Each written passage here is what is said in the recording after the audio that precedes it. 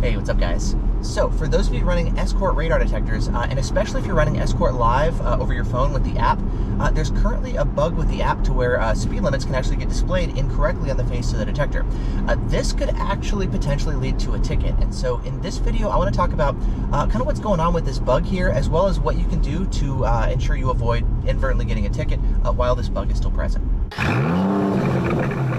So I was out driving with my wife last night, and I noticed on her Max 360C, it was displaying 56 miles per hour as the current speed limit, which is a really weird number. We were in a 35 mile per hour zone, and so it was reading the number too high.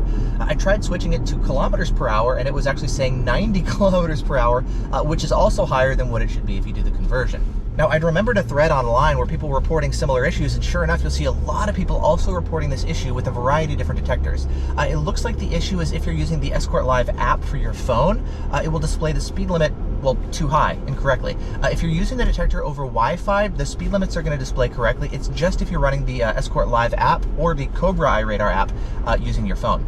It looks like there's something going on to where it's converting miles per hour to kilometers per hour. So like 35 miles per hour is being read as if it's 56 miles per hour, or I've been noticing 45 miles per hour is reading as 72 miles per hour. So it's multiplying by 1.6 as if it's trying to convert to kilometers per hour. So it looks like it's trying to do a conversion when it's not supposed to. Now, the big issue with this is, well, if it's reading the speed limit is higher than it should be, it could actually potentially lead to a ticket, specifically for using low speed muting.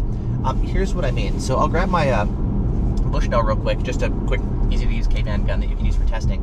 I'm in a 35 mile an hour zone right now. My detector is reading as 56 miles per hour, and if I go ahead and trigger the detector here to K-band, you'll see that I get the 2 beeps there for radar, and I'm doing just over the speed limit, but it's giving me my low speed muting. I'm actually going over the limit, but my detector is muting itself. Now with the Escort detectors, it does give you that double beep to let you know that it's going to be doing the low speed muting, so it's not totally silent, but it is still muting to your detector when you're over the limit, and that could potentially risk a ticket. And so if you want to avoid having this issue, number one, if you've got a detector with Wi-Fi, go ahead and run the detector with the Wi-Fi connectivity instead of over Bluetooth using your phone. If you're using a detector that doesn't have Wi-Fi, or if you don't have a Wi-Fi hotspot in your car, it might be a good idea to avoid using Escort Live for the time being until Escort resolves this issue. I mean, you won't have your cloud alerts, of course, but at least your low speed muting will work properly. I actually really wish there was an option with Escort detectors to where you could disable the low speed muting being controlled by the speed limit. You're going to be able to do this if you disable Escort Live. It's going to fall back to the cruise alert setting, whatever low speed muting threshold you set on the detector. So if you set it to 35 miles per hour, it's going to ignore the speed limit because it doesn't have that information, and it's just going to mute below 35 miles per hour, regardless of what the speed limit is. If you're on the city or the highway, whatever, you just set a number.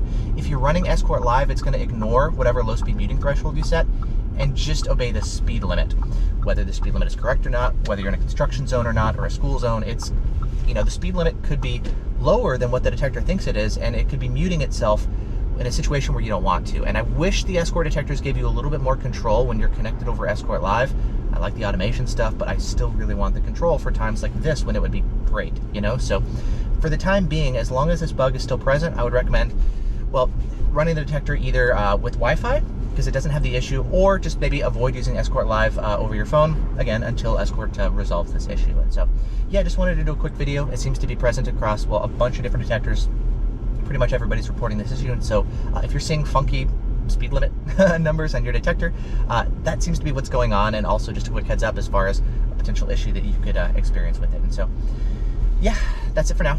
Thanks so much for watching. Hope you guys are all doing well, and I'll see you in the next video. Ooh, it's getting bright. I'm still tired. Babies.